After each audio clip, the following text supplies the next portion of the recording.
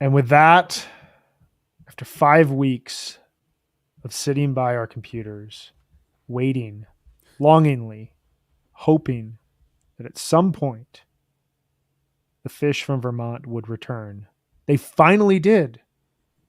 It's crazy when that happens, isn't it? It's like, oh my God, they're back. It They're always playing like shows sneaks up again. on me somehow. I don't know. It's It exciting. does. I'm really And bad you at know, calendars, so it's always a surprise to me that tour has begun. it's strange. Like I got really emotional when they walked out on stage last year because it was this big 18-month break. Yeah. We'd all been through something really intense. And they walked out on stage last night, and I was in the kitchen cooking dinner for the family, and I heard like the big crowd roar, and usually I'd run into the room, and I was just like, they're back. It's cool. I don't have to stress. Like it happened. It's all good. And then they started playing Ghosts, and I was like, honey, can you take over dinner? Because Hold this spatula. and she was like, it's a Ghost opener. I need to watch this. And we're going to cover this throughout summer tour. These are the problems of being married to another diehard Fish fan. But we are not here to discuss that. We are here to discuss Fish's tour opener from Great Woods in Mansfield, Massachusetts, the site of the very last performance of Gamehenge, the site of the last Electric 4-play long time, the site Also of the first, right? Maybe the first. Was it the first? I think so. Didn't they play it a bit in? Oh no, I guess you're right. You're right. It's all acoustic in '94. I'm sorry to derail you there. That's my job. You're okay. I got the only so good at it. The only little bit in Dr. Gable in Fish history happened at Great Woods as well. I'm looking at you too. The only time in 3.0 and 4.0 that the power went out mid-set, but Fish kept playing. They were like, screw it, we're still going to play music. Great Woods I've been there twice. It is a venue dripping in Fish lore, even though it is the worst venue to drive in and out of. Have you guys been there? No, I've never been there. But I can't properly compare, but I will say that whatever Nissan Pavilion is called now is on par. I have friends. You and Kevin Hogan always referencing Nissan Pavilion. Hours late for a Radiohead show. Oh, really? Oh, and that's there he fun. is. There's Kevin. There he is. Kevin Hogan. Here. He knows. He was able to hang out last night, do a Wook Plus after show, and still come here to troll Nissan Pavilion. We call it No Fun Pavilion here in Virginia. No Fun Pavilion. Neil Landry says, friend of the pod, I think the most noteworthy thing about Great Woods last night is that I drove out in under 15 minutes. Dude, that is an accomplishment, and I'd be curious to know if you saw any encore songs. Seriously, because I think that's impossible. But we're going to get into all of this. We have two fantastic guests here today. We have Dana Slattery, who can be found online at organic_music. We have Robert Kerr, who can be found in two places, and I recommend following both accounts because they're both worthwhile. They're different enough. At Bob Kerr and at Fish 2002 at 2022. He'll switch that, I promise you, in 6 months to at Fish 2003 at 2023. He's been doing it for years, but we're very excited to have them on. We are going to talk a bit about last night's show. We're going to talk a lot about last night's show. It's going to be great. But before we do that, we have a couple pieces of business that we have to get to. First and foremost, Osiris Media's HFPod on Tour is sponsored by Passion House Coffee.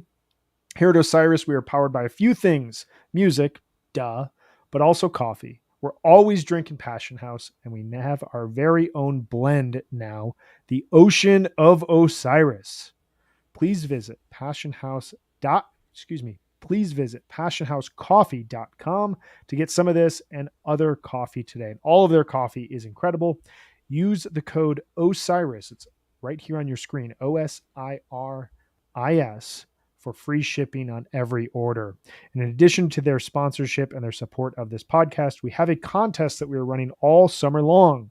For each Fish show, we will be giving away bags of Ocean of Osiris coffee every time Fish plays an Ocean song. This is up to your interpretation. There's a lot of songs that could be interpreted as the Ocean song. Last night, there were some Ocean songs. So every time you hear an Ocean song, tag at OsirisPod, and use hashtag Ocean of Osiris. We will select 2 winners at random each night if they play Ocean songs. And last night, like I said, they did. We have 2 winners. That's so exciting. I was getting texts from my friend Shayna. She was like, they're playing Ocean songs, 4 Ocean songs so far. Everyone's very excited. It's awesome. So our winners today for the tour opener are Mike Lowe, good friend of the pod, can be found on Twitter at Mike Lowe TPT, and Jennifer Callahan, who can be found on Twitter at ColoGen, another amazing friend of Osiris of HFPod. Great people who recognized the Ocean songs immediately, tagged us, and they win some coffee. It's incredible stuff. Yay. Congrats, guys.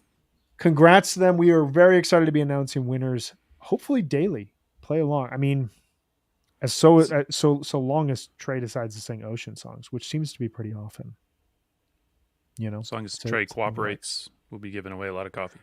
Trey, we need you to play along. This is good for a good cause. We also want to tell you, very exciting. Monday. Osiris Live is coming to the Ardmore Music Hall Monday, July 18th. This event will be a combination of live music, conversation, and lots of jamming. In the event, we'll focus on amazing guitarists. Musical guests include Tom Hamilton, Chris Forsyth, and Daniel Donato, 3 incredible guitarists who are playing music across the larger, very large and wide jam spectrum in very different ways, which makes this so much cooler because they're bringing a ton to the table. We have a house band, which features Andy Cush of Garcia Peoples, Ryan Jewell, drummer extraordinaire, percussion extraordinaire, music extraordinaire, plays a lot with Chris Forsyth, which should be excellent, as well as Ron Stabinski of the Meat Puppets. Each musical guest will talk with RJ, and then they'll play a couple songs with the backing band. The night will conclude with a super jam featuring all of the musicians. We want to thank our sponsors, Tonewood Brewing, as well as the Ardmore Music Hall. If you are going to the man shows, this is a great way to kick off that 2-night run. Visit osirispod.com/Osiris Live to buy your tickets. No. And we have a lot more coming, a lot more information about future events coming here this summer. So very excited. This is going to be an amazing event. I cannot wait for it personally. I will say they announced the new Chris Forsyth album, which I've been anticipating. Ryan plays drums on it, and the first single is amazing. And I can't wait to hear the rest of it. And maybe we'll hear a taste of it on Monday. Maybe we will. Awesome. I'll be there. It's an excellent single. That dude is one of my favorite guitarists of all time. Ben Goodrich says, buy a ticket for the whole seat, but you will only need the edge. I agree with that. You're just going to be standing up and rocking the whole time. That's a good way to look at it. All right, let's go ahead here. We are going to bring on our guests for today's show, Mr. Robert Kerr, Miss Dana Slattery. How are you two doing today? Fantastic. Ready? Yeah, properly caffeinated for how recently I saw fish. Eye cream is applied, so I'm feeling pretty good. You're ready. You're ready. Yeah, ready to rock. The morning after the fish show, you're like, that was a little bit more than I expected. It always, you wake up and you're just like, wow, I'm like, my arms hurt, my legs hurt from dancing, and I'm a little bit like just sensory overload. It's a good thing. Yeah, that is assuming that you went to sleep. This is true. But no, I got a full run in last night, and the show was incredible energy. I thought, yeah, great energy in the tour opener. Yeah, it was a killer opening to the show. Dana, tell us, were you coming from out of town? Or are you from Boston? What was your story getting to the show last night? So I actually live not too far away. I live out in Western Mass, sort of by like the Northampton area. So it's like about an hour and a half drive, which is like, like running down the block if you're like as dedicated to seeing fish as I am. So yeah, back home last night. Wasn't too hard getting in. I will admit I missed the Ghost opener. But that's not our fault. I think that's Mansfield's fault. The traffic scene outside of that venue is just like crazy. We got there and then we're like, we're here. And then, but it's like 20 minutes. Wait a minute. Mm-hmm. So, but I got the second half of the sandwich, the other half of the bread there. There you go. You got the finish. That's why Trey finished it. He knew you were walking in late. That's a perfect. That's why he keeps finishing these jams. Yeah, the traffic there and the 7 o'clock ticket time are two kind of like. Oh, that too. Yeah. I missed the end of the show to avoid traffic, so that's the whole Great Wood experience. I missed that's it. sand in the encore. So Wow. It's funny. The 2 times I've been to Great Woods, I've driven in from Boston, and the people I've been with, it seems we've all forgotten going in that like you have to deal with Boston traffic, and then you have to deal with Great Woods traffic. And so on both sides, you're just like, if you don't leave by like 1:30, 2 o'clock, you're screwed. And that's coming from Boston. It's insane. Right. The closest city. Yeah, there's no winning. And I saw so many people pulled over on the side of that traffic, like making little pee stops, just like in the woods. At first, I thought they were just like running into the venue. I was like, go! But then I realized they're just like they've just been sitting in traffic so long. This is so confusing to me how concert venues can like not have traffic figured out. Particularly it's not like this venue is new. Yeah, this venue's been doing this for a while. You would wonder why they don't build another road. It is the one road in, one road out that is always a challenge. But this is actually a great transition into our first segment of the show, which is the vibe of the show. This segment is sponsored by Section 119, which is your destination for subtle yet sophisticated merch, which allows you to express your appreciation for music in a comfortable and unique way. Please visit section119.com and use the code SUMMER22 for 20% off. So, Dana, you've been talking about the vibe of the show being a bit hectic going in with traffic and whatnot.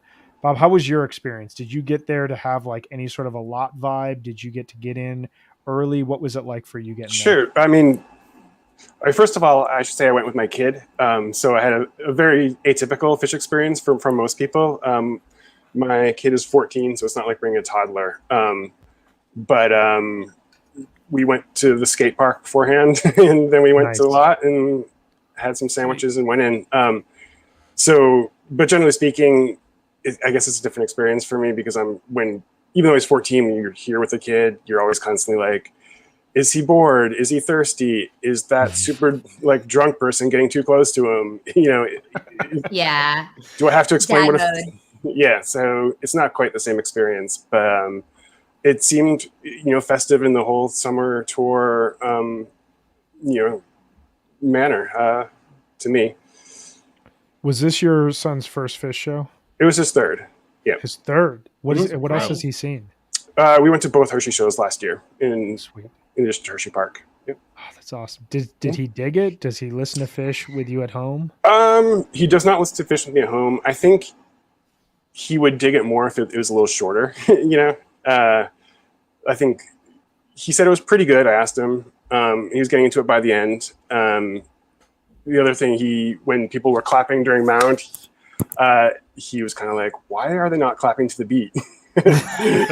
Yeah. And I was just like, cute. Well, they're clapping to a beat, but I mean, I always thought that was kind of like Trey and Mike just kind of playing on the rock show cliche of the claps, but doing it to like the hardest beat to clap to imaginable. Yeah. Totally. And Mike is totally in like, I don't know, like test mode. He's just like, you can see him like watching the crowd. Like, right. Tell me he's got to stay for stash. We actually like clap with the beat. That better. But no, that's really funny.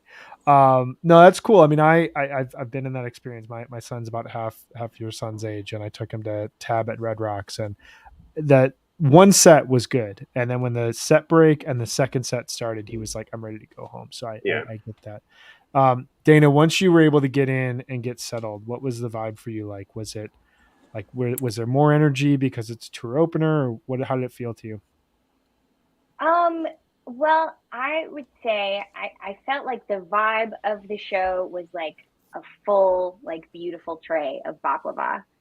Since this is the Section 119 vibe, it's like you can, there's like, it's beautiful and you're ready and it's full. It's just like there for the taking. That's how it feels anyway, you know, pulling up to the first fish show. And especially like, you know, I have quite the full, you know, next couple of weeks planned out. So it was like, and I could feel that energy sort of culminating from everybody. And even the band too, I felt like at a certain point, it's like, all right, like here we are, like this is pro season, it's summer tour. And Fish is playing, you know, then better than they've played, I think, in a long time. They're like really taking a stride.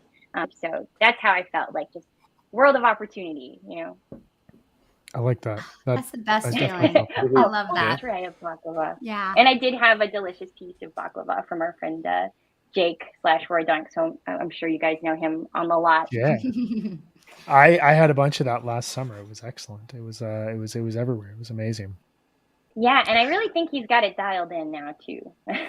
It was the best piece I've had last night. He's got his recipe working. No, that's incredible. So summer tour, first show of tour. Megan, Jonathan, any thoughts on your guys' standpoint? Just listening back of like the overall vibe to your ears. I feel like they came out, excuse me, playing strong. Energy's high. It's not tentative at all. So yeah, I think this felt like a great start. Meg, how about you? I was definitely kind of like, it's okay. I can't go to the show. I'm going to be fine about it. And then my best friend ended up going a little bit last minute. And so she's texting me pictures. She's 2 feet from the stage. She's like drinking a Casamigos tent. There's like a Casamigos tent right by her. She's got like a big fresh tequila and soda. And she's just like super happy and glowing. And then I was just like, oh, that feeling in the gut. Like, God, why am I not there? But I agree. I felt like, Jonathan, what are you going to say? Were you more jealous of the fish or the tequila?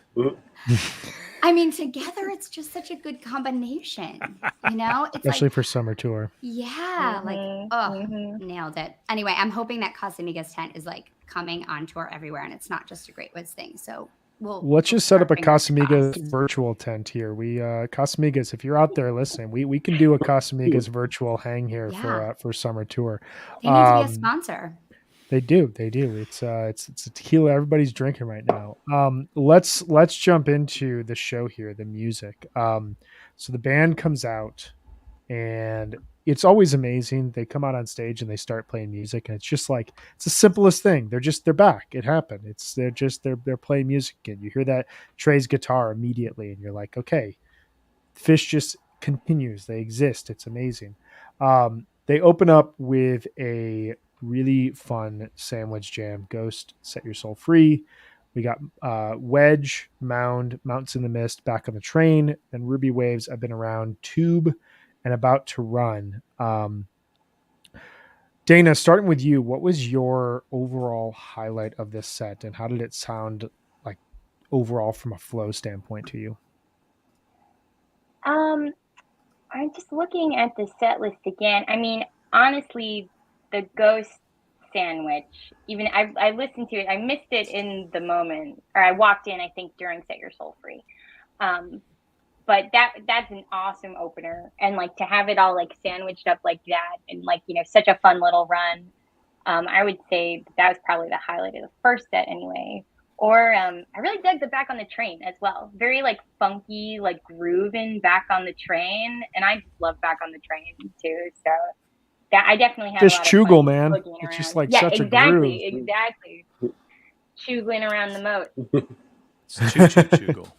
It is. It really is. That moat is like such a nice feature at Great Woods where like I sat the first time I went there, I was like, what the hell? They have seats in the lawn. What is going on here? And then the second time I had seats in there and I just like left those seats and went down into the moat because it was just, that's where it is. That's where it's all happening. Bob, what about you? What were your highlights for set one? I think I agree with the Set Your Soul Free jam in it for sure. It was just really aggressive and really, I'm not really a gear guy, but people online were talking that Fishman has a new kit, which I don't know if is true or not, but he was really, feel like really creatively invigorated. And they all were just really locked in. They were all playing parts that separately sounded great, but together, you know, were even better. And aside from that, I mean, the Wedge is probably my favorite non-jam vehicle song of Fish, and songs from Rift and Nectar just kind of sound right in Great Woods, so that was great to hear. Yeah. And the Ruby Waves jam, which again was just like a massive Fishman showcase, was really incredible too. I felt, and I'm curious everyone's thoughts to this, like, so I really enjoyed the tour opener in the spring run that they did the first night in Alabama. They came out, they played just an amazing second set. The next night then opened with like a big jam off of Sigma Oasis. It was just like, it was a really good vibe to like kick off the overall tour. I think spring tour started with a twist jam. It was very unique.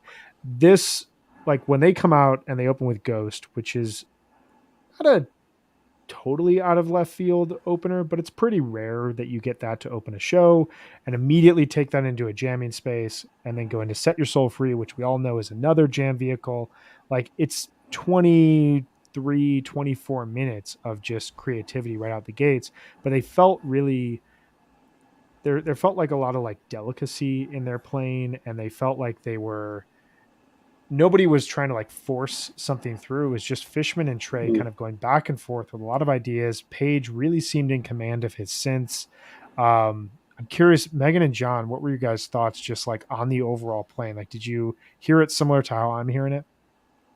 Yeah, I felt like they were really listening to each other right away. I mean, this Ghost opener was actually one of my highlights of the set. I think it was really exploratory right off the bat, like really layered, thoughtful, really nice little segue into Set Your Soul Free. It's not like the perfect segue, but it's kind of cool.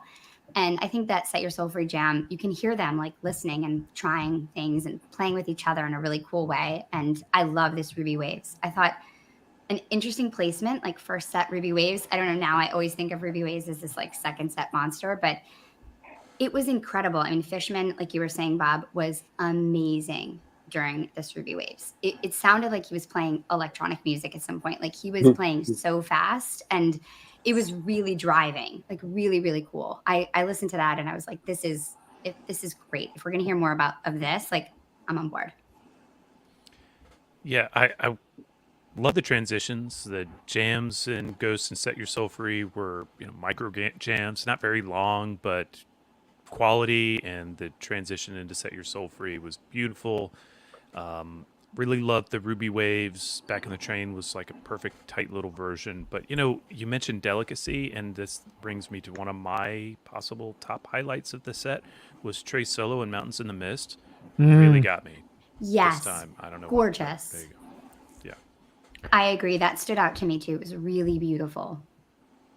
Well, and that kind of gets to something like everyone here has brought up 2 points that like I felt as well. One, Bob, you were talking about Fishman's playing. Like I want to be clear before I say what I'm about to say. I don't think he took a step down in any sort of way following last year's performance.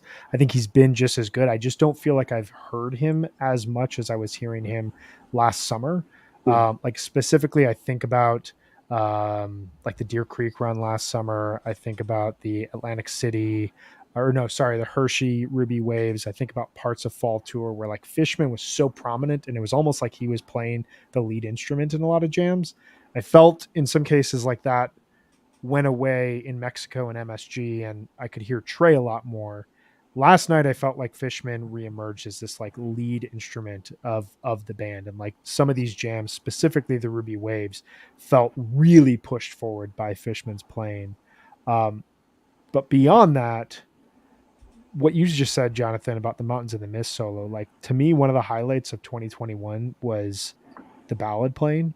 And that was something like going into a year, I never thought I would say that is one of the best things that would happen at a Fish show. And Mountains in the Mist last night like felt like just a standout ballad performance. I don't know if there's just difference in the mixing, or maybe there's a new kit. I haven't heard that yet either. But Fishman does sound really good on the live Fish recording from last night. Yeah, good mixing at least. I felt noticed last Go night ahead. about Fish is that Fishman specifically, I didn't hear any samples. Not until the very end. There's like one sample. There There's was a one at little the bit of end. sampling. I think it was at the end of Yeah. Punch You in the Eye. They like were coming down to like the Oh, final, really? I didn't hear the that. final draw, and he just goes, "Yeah," like perfectly timed. Nice. Which we let my son stay up to watch the webcast with us, and he thought that was the funniest thing in the world when the "Yeah" came on. It's like, all right, Fishman's got his demographic, but that's a really Yeah, good point as well. Like, I feel like he wasn't leaning on that; he was just playing drums. Mm-hmm. Right. And so maybe like when he was like leaning on that stuff a little more, because it's so like it's so hard to miss, because apparently I missed one last night. But when he does like, you know, go on those yes or the ooh-hoo's impossible to miss. So he's like really like taking more of like the driver's seat, I feel like. Yeah, it's very jarring so and attention-y. Yeah. Yeah. It's really funny how like, you know, he's got these toys, and when he chooses to use them, he seems to choose to use them like in a way that is almost like, can I annoy Trey? You know, like when he used it in the Arkansas show last year, was like, I'm gonna put this enslaved to the traffic light to see like, does Trey actually find this funny? And then like the nights where he just like sets back and decides to just like play. I think Trey always finds it funny, and that's why Fish will keep doing it. I want to respond to this comment from Savage 101005 about the Mountains in the Mist, not thinking it's more spectacular than any of the recent versions. I wasn't suggesting that it was necessarily, but if you look at and listen to the set, this is the only slowdown in the set. It's a hot set.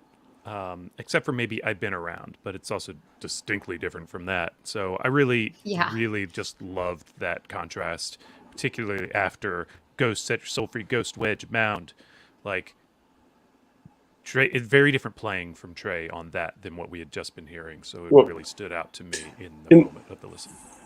In the Mountains in the Mist, I will say though that in my section it was almost totally drowned out by people talking, which is kind of like a summer tour thing, kind of in general. I think just you're outdoors, it's 75 degrees and beautiful. You've got a beer in hand, you know. You've had a beer in your hand since noon. Yeah, exactly. You're with friends you haven't seen in months, type of thing. 20,000 people there. So I look. That's probably why they just played that one slow song. Although I think the delicacy that you talk about showed itself in like Trey's little fills and Wedge and Paige. What during the Ball of Energy part of Ruby Waves, he does that little squiggle, on his synths. Oh, that was so fun. Does all kinds of cool stuff like that. Yeah. Yeah. Did you guys think, just to wrap up set one, when I was watching this, the ending to About to Run seemed like Fishman seemed to want to keep going. He like added a few additional fills as Trey was just like hammering away on one chord. And it kind of sounded to me like, okay, we've got another like space for this song to go in. And then Trey kind of ended it, and it didn't look like the band knew that like they were taking a set break at that point in time. Did you guys pick up on that in the venue, or was that just something we were seeing at home? I didn't pick up on it. Okay. No, I don't think so. But I was also like jamming the tube. Nobody mentioned the tube yet either. I thought that tube was pretty fun. I always love a tube. Give it a thought. Yes. Tube, the tube, and see About to Run. I love a tube, and that I was like sort of bopping around quite a bit, because I will say I think the only good ticket in Mansfield, or the only good seat in Mansfield, is to just walk around. Like, because there's the lawn is like so packed, like we couldn't. I was like, let's just go to the way back of the lawn, and there wasn't even space back there. But I will say the people around me, there was some chomping for sure. But when the tube came in, it's like, all right, now it's time to jam. It's funny because there's that Twitter account, Did They Jam Out Tube, that for like 6 or 7 years had a really good run of like, nope, sorry, they didn't jam out Tube. And now they just like, they jam out Tube in a way that I think it was only like 7, maybe 8 minutes. It really wasn't that like 6.5. 6.5. Yeah. And like that middle section feels like so much is happening in there. So good. My brother texted me after the show. He was at the show last night, and he was just like, how is there no song over 12 minutes? I felt like I was jamming the whole night. It was one of those nights where like, it doesn't matter that they don't push things out super far, but like they get to these musical spaces really quickly. I think Trey had to pee. That's why the set ended where it did. And, we'll forgive him. It's not like he blew it on the second set. That sounds about right. All right, we are going to talk about set 2 here in a second, but before we do that, we do need to take a very quick set break. And what better way to take a set break than with Sunset Lake CBD? Meg, do you want to tell us a bit about Sunset Lake CBD? I'd love to, Brian. Sunset Lake CBD's line of smokable hemp products are perfect for the old deadhead or for the young fish fan at Great Woods for the first time, whether it was 1993 or it was here in 2022. Anybody searching for a mellow body high. Smoking CBD has all the benefits of high THC cannabis, but without the paranoid and anxious side effects. They have 9 different strains from this year's harvest, so there's something for everyone. Hawaiian Haze is awesome for an outdoor show like Great Woods Night 2 tonight, and Cherry Abacus is best for the end of the night. All the flower is grown, cured, and trimmed by Sunset Lake CBD farmers. Even better, Sunset Lake CBD's farm-to-table approach gets you great pricing on premium CBD flower because they ship directly from their farm to your door, and it comes really fast too. So order today, check them out, sunsetlakecbd.com, use the coupon code HFPod. You are going to get 20% off all your products. Sunset Lake CBD, farmer owned, Vermont grown. And I will say, if you haven't tried the gummies for sleep, they're amazing. They have melatonin and wonderful sleeping CBD in them. And I'm going to be using them tonight after I'm on Wook Plus at 11:30 at night after the encore. So I'm going to need something to put me asleep because I'm going to be amped up to stay up way past my bedtime tonight. We'll see how I do. You're gonna be a star. You're gonna be a star. Yeah, thanks, Ryan. Bob and Dana, what did you guys do during set break? I'm guessing 2 very different experiences because Bob, I'm guessing you had to reload on like chicken fingers and French fries and soda. But we'll start with you, Bob. What was your set break routine last night? How did it look? It actually wasn't that at all. First of all, my kid's a vegetarian, but I actually I met Taylor Franklin from .NET Nice. in real life for the first time after being friends and colleagues, pseudo colleagues online for about 2 or 3 years. And he's a great guy. I'll give him credit for this joke, but he pointed out that it was very funny that they closed the first set with a song called "About to Run," which I think dovetails with your comment that maybe Trey just had to pee. So it's like, I'm about to run. But it seemed like a short set break, so we just did that and get back to our seats. Yeah. There it is. Dana, how about you? What was set break? You were moving around the venue. What was set break like? Exactly. Yeah, I was just moving around, just trying to find like, a good space where I, have room to dance, and that's really all that matters to me. Is like, as long as I can hear it and I have room to move around freely. Like I said, I'll be at the back of the venue, and that's just fine. But I was there with my sister last night. It was her 3rd Fish show, so it was a lot of sort of just talking about what was going on in the first set and what was different. And she's I'm like running with my crowd of like veteran looks, and they're all just sort of taking her through like the scene, and I do explain to her what a custy was because somebody called her a custy on the lot. Oh no. Rude. Oh no. To be fair, she was totally custying up, but It's her 3rd Fish show. That's fair. exactly. It's what you do. Yeah. It's what you do. Exactly. I too was once a young custy. We all been there. Right, Yeah. right. But then, we settled and we found our spot, and pretty short set break. They were all business last night. I feel like early start time, kind of a shorter set break. It felt like anyway. I agree. They were setting Nice the one. table. I get it. Funny. Yeah. I got a text during the set break from a friend who was watching from home, and he said, "Long set break." So I guess he had fewer people to go visit, and shorter Yeah, bathroom less lines and interesting at stuff, home. so the real test is, can I get a shower during the set break? That's how you know from home whether Set it's break a long or shower short set break. is Jonathan's move on Couch Tour. That's So the love that. move.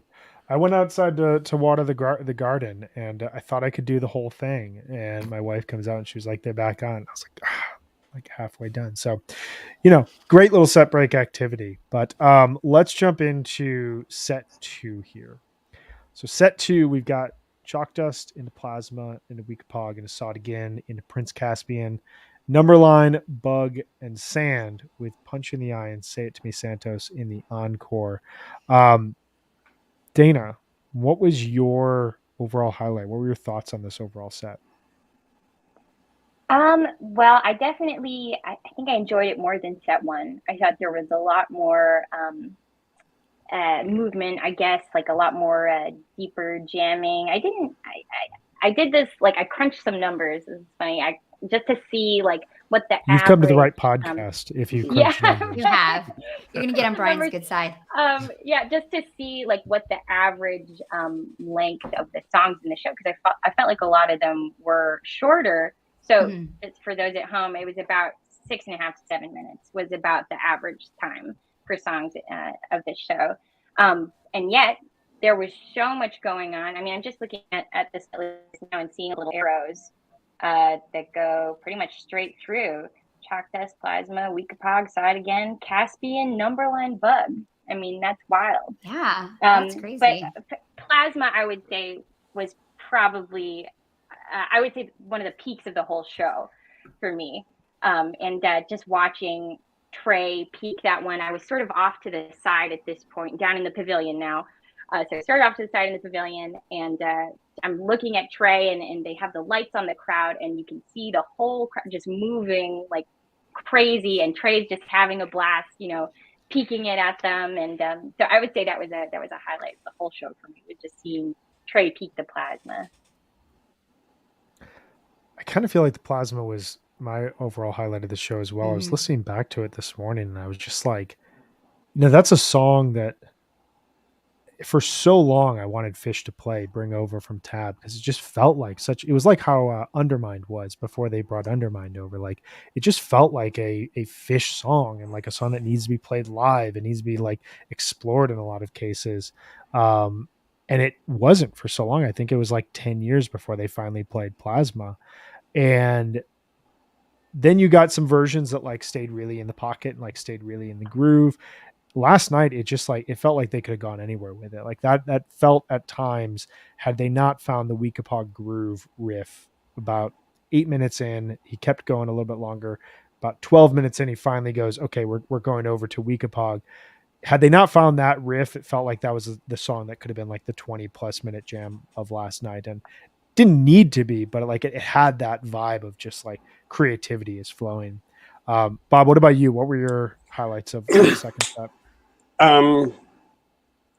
Yeah, they didn't have a long jam, but it did feel like everything up through Caspian was kind of like one long jam, if that makes sense. It had a really nice flow to it. Like I said earlier too, with the Rift and Nectar songs, like playing Chalk Dust in Great Woods just feels like right to me. Like when I was a kid and a teen, like Chalk Dust was like a radio hit in like the Boston area. It was like played in between like Nirvana and Smashing Pumpkins, like on the same kind of level. So to hear it in Great Woods, I haven't been to Great Woods in ages, was just super fun and just felt perfect. And for me, I think the highlight was the Weekapog into Saw It Again. Just that Weekapog was just, first of all, I've never seen, I know they've done it before, but I've never seen Weekapog played standalone. So that was really exciting for me. Yeah. And just that the jam was really gnarly and kind of out there. And going into Saw It Again, just the combination of that kind of gnarly Weekapog and Saw It Again kind of had like 1997 vibes to me, which was really cool. I think I felt like they were going to push Saw It Again to like 10, 15 minutes, which would have been like an all-time highlight, but they didn't do that. But that whole suite was fantastic. The Plasma riff, maybe it's just me, but I kept thinking they're going to NICU, and I was so pumped when it turned out to be Plasma instead. And like it totally delivered on that promise. I can totally see that groove like working if like Trey just like sped up what he was doing in Chalk Dust Torture to NICU. But yeah, I agree. The Plasma worked really nicely there. Jonathan, what were your thoughts?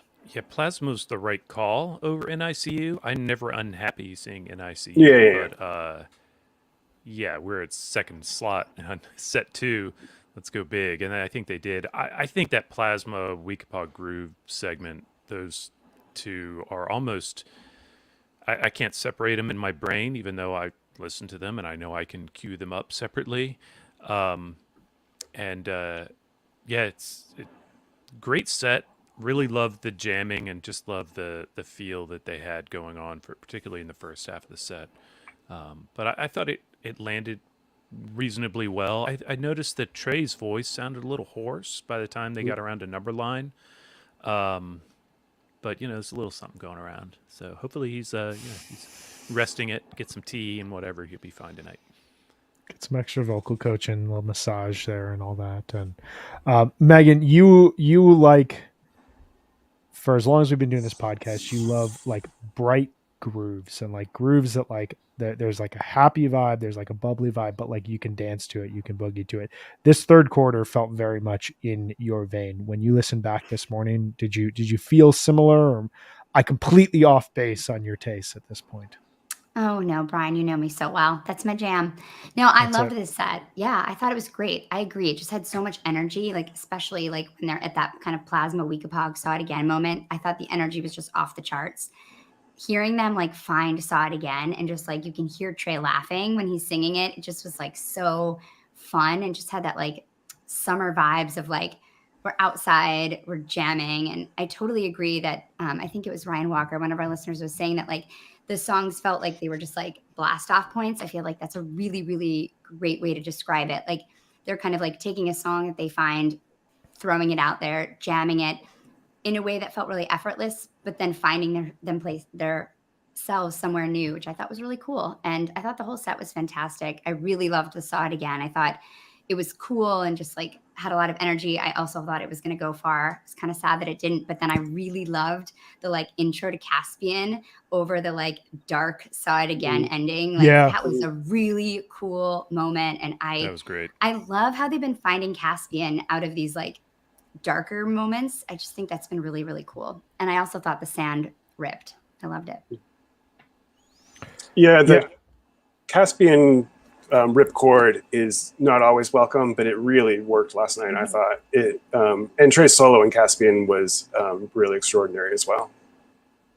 Yeah, I actually loved the Caspian too, and I told my boyfriend that. He's like, "What, Caspian?" And like Caspian's never really spoken to me before, but last night for whatever reason I was like, "Wow, that was." I think it was just placed very nicely, and yeah, brought a nice change. They've been doing that lately, though. They've been playing it like in the right moments, out of something kind of dark, and they've been playing it really well. I think they've been really nailing Caspian lately. Yeah, I kind of find ever since the Magnaball version, when, it wasn't the first time that song had jammed, but it was just such a monumental version that they played. It seems like a song that whenever it starts, there's unlimited possibilities. Even if they totally stay in the pocket, you get a great solo like what you had last night. It serves as like a breather. It serves as that transition, like what Ryan Walker said. Those kind of sets where you don't get one big jam, but you get like touch points where it's like, okay, now we're back to earth. Like let's reassess, and then we're off again, and then we're going to jump back to like, this safe landing place, and then we're back off again. And Caspian kind of feels like one of those songs that serves as a bridge in a set like that. It's really nice, even if it's not very long. I found when they started singing it over the Saw It Again riff, like there was a part of me that was like, just play Caspian like this for this version alone. Like just like have this weird demented riff behind you and be singing Prince Caspian. But, it's interesting. I was seeing a lot last night online about Weekapog Groove, and, the fact that song was such a jam vehicle throughout the late 1990s and has been played a little bit more straight going forward. But last night really found this kind of dark, weird space that worked perfectly as a segue into Saw It Again. What did you guys think of the Weekapog, and what was it like inside the venue for that version? Well, Weekapog is like, I mean, for me anyway, it's such a groover, I feel like it's like a, funky bit, like all those, Mike songs are just like such groovers. But this Weekapog, like I took some notes during the show, and all I wrote was dark pog. I don't know. So it was really like, it was sort of like darker and deeper and weirder. And I felt like they were going like different places with it, which I kind of love. I love seeing them, put the script on their own songs like that. And then when they took it into that Saw It Again, that was like exactly where I wanted it to go. And my first Saw It Again. Oh wow, really? Cool. Mm-hmm.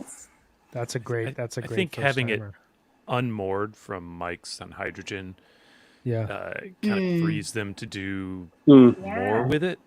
They don't have to close the groove suite type of thing. Right. I think when they play the suite and when they actually get through to the third song without getting derailed, then they feel a little like obligated to just kind of wrap it these days. But they had a little window to get out, and they did.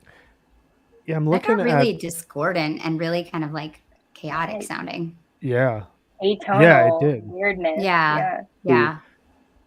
And it's one of those songs. There's a great video of the 33192 show from I believe it's right outside of St. Louis, or maybe Columbia, but they play Weekapaug Groove, and when they start it, like it's this tiny little room and the entire crowd just like moves perfectly to the beat of the song. And it's like, 50 people packed up front in front of Fish, and you've got the Minkin behind them. And like the way that the crowd is dancing is just like the way that a Fish crowd dances in my mind. It's one of my favorite YouTube videos online. And it's got this like just such a bubbly, just like candy groove, just like built into the song itself.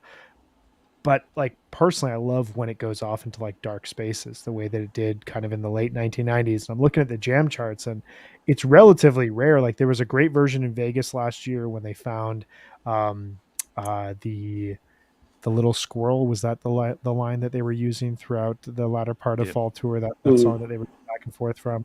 There's a great version from Mexico. There was the version from 123018 that goes in and out of Cross-Eyed and Tube. And then before that, you've got a cool Electric Funeral like theme on Nashville 2015, and there's a great weird drum circle version from Miami 2015. But aside from that, it's pretty much played straight. And last night felt like it maybe opened some sort of a portal for where this song could go this summer. I don't know. It's one to watch as the tour continues.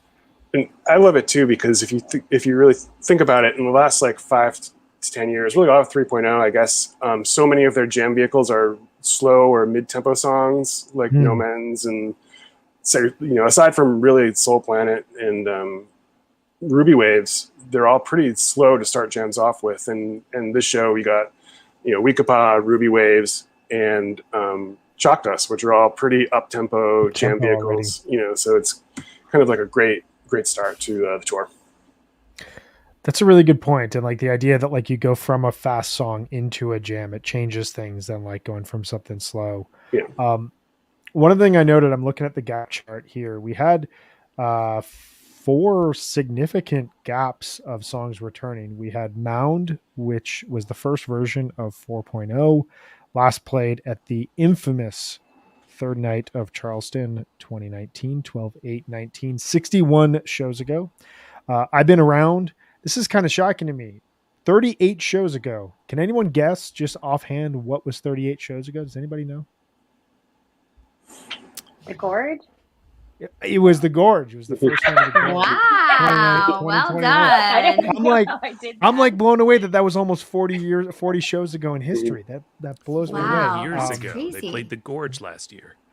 Yeah, it was last summer. It's wild. Right. Well, that's what I 36 was thinking. I was like, well, I didn't see it. And what shows didn't I go to last summer? There it is. Oh, nice. There it is. Process of elimination. 36 shows for Saw It Again, which was 8/29. So we had been around and Saw It Again returning from the Gorge. And then Punch You in the Eye, first version since Nashville 2021, which was 48 shows ago. And this was also, just double checking here, I guess it was played in the encore on 6/30/2019, but it's a really rare encore slot for that song. It was cool to hear that in the encore when Trey came out. I felt like I heard the first chord of Slave, and I was like expecting just a straight up Slave encore, and then he starts doing the guitar muting, and the place went absolutely insane because that is a really fun song to play in the encore. It is also the longest gap on that song since 1993. Wow. Wow. That's It felt surprising. weird when they played it because I was like, they haven't played this in a long time, and Yeah. that is not typically a bust out. Yeah, That's crazy. 1993, and the other ones don't even really approach it. There was 37 show gap, but it was in 1994, and that's 2 months long, so it doesn't really count. Right. That's Yeah, 1994 time frame when they're playing Yeah. like 150 shows. Exactly. But yeah, no, that's wild. I'm just kind of in shock right now to see that the Gorge was almost 40 shows ago. That was like the end of summer tour last year. That's wild. All right, Bob and Busy Dana, year. It's been busy. busy year. We had fall tour. We had this spring. Tell us last final thoughts about last night's tour opener, and what are you guys going to be seeing here throughout the remainder of summer tour? Dana, we'll go with you first. So overall highlights of the show. Is that what you asked? Yeah, just final thoughts on kind of what your Final favorite thoughts thoughts were. on the show. There's a few pieces of baklava missing from the tray now, but it's still very full and full of possibilities. And I'm really excited to see. I mean, it's so clear that they're like, they're gloves off. Like it's like a wheel or something. Like it just gets faster and faster and more and more and more crazy, I think, as the tour is going to go on. So I'm excited to talk to you guys again at the end of the tour and see how things have changed and how some of these things that we saw like the Stark Weekapog or whatever, like see what kind of new shapes some of these songs take that we weren't expecting. I'm right there with you. Yeah, I'm excited to see like what they introduced here and what is going to be impacted overall throughout the tour. It's the fun part about a tour opener. Bob, what about you? I basically just thought it was a good show. No, like not just a good show for an opener, but a good show period, which really I think bodes well for the tour in general. I kind of expected a good show. There's a lot of unsold tickets left for the tour, so they're I assume they'd start throwing some fastballs this weekend, and I think Mans is going to be like super hot for those who are going to that. It was a great evening. Yeah, that point about like by the time Ghost kind of lifted off into this like ethereal space, I was like, I don't think that this is a tour opener. This is like something that could be played 5-10 nights into a tour, just like smack dab in the first set. That just kind of feels normal in a very good way. So Deer Creek wasn't that long ago either. Right. By break standards go. 3 or 4 months, right? It seems like forever to me, honestly. I feel like it was like 6 weeks, right? Yeah, it was not long. Yeah. And then MSG New Year's wasn't even that long before that. No. Yeah. I mean, that is the crazy thing about this tour is like most years they play a normal New Year's Eve run in a normal year where everything is working just the way that it should, and then they take like 6 months and maybe they rehearse together. Maybe Trey they plays throw with Mexico Tab. in there. Maybe they throw Mexico in there, but then like you don't get.